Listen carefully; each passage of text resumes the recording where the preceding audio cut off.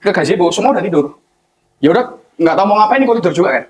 Pas bangun, baru aku tanya, Mas, kenapa sih kok tadi sampean kalian semua keluar pas malam-malam itu? Iya. Kan tadi 2 rombongan yang keluar ya, yang pertama 4, yang kedua 4. Ternyata yang 4 pertama, mereka mendengar suara langkah tentara lagi baris. Langkah kayak brak, brak, brak. Yang kedua juga, dan temenku yang satu juga. Jadi mereka itu kayak tahu emang ada hantu, tapi nggak berani ngomong di tempat. Jadi langsung keluar satu-satu. Itu masih kelas 1. Oh, makanya temennya itu bilang TNI. TNI, kan apa sih TNI? Nggak paham kan aku, apa sih TNI? Itu adalah suara langkah tentara. Itu masih kegiatan 1. Besoknya setelah kegiatan TNI ini, ngelanjutin kerjaan yang tugas itu, ngasih lanjutin sampai malam hari juga. Tapi aku nggak mau nginep, aku mau pulang karena takutnya kejadian kemarin keulang. Iya. Lah, di sebelah aula itu ada kamar mandi. Yang dimana kamar mandinya itu pintunya itu kayak pintu penjara. Bayangin kayak sebuah sel penjara gitu loh. Kayak benar-benar sel. Kayak ini nggak mungkin dikerjakan tahun 2000-an, nggak mungkin. Itu benar-benar kayak apa sih desainer apa arsitek macam mana yang masang pintu kamar mandi gitu, nggak ada. Itu benar kayak penjara gitu kan. Ya aku cuek aja. Pipis aku Mas sama temanku. Yang tadi yang TNI itu, yang denger TNI.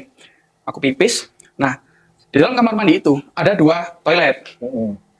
Di toiletku itu ada kayak ventilasi besar gitu, gede. Pas aku pipis, aku melihat ada sosok yang ngintip gini, matanya warna ungu. Ungu Mas. Kan hantu biasanya merah Mas. Iya. Hantu biasanya merah. Ini ungu, demi Allah aku masih mukanya. Itu bermuka yang kayak mukanya orang hitam banget, tapi matanya ungu. Kayak bukan sosok hantu, tapi lebih ke seorang ngintip warna ungu. Kencingku belum selesai Mas. Keluar aku, brak pintu, teriak, cuk setan, gitu kan. Lari kok ngasuh. Oh nopo, kamu kenapa kok lari-lari, kamu kenapa lari-lari? Mas, aku dilihatin sama, waktu itu aku bilangnya, dilihatin orang Mas, gitu guys. Sumpah, itu pertama aku bilang. Setelah itu, dia baru ngasih tahu. Kalau katanya, emang kalau di aula ini di atas jam 10, itu jangan ke kamar mandi itu, pakai kamar mandi ruang guru. Nggak boleh kamar mandi itu. Aku nggak tahu kan, sama teman gue, nyoba apa, bibis aja kan, namanya kebelet kan.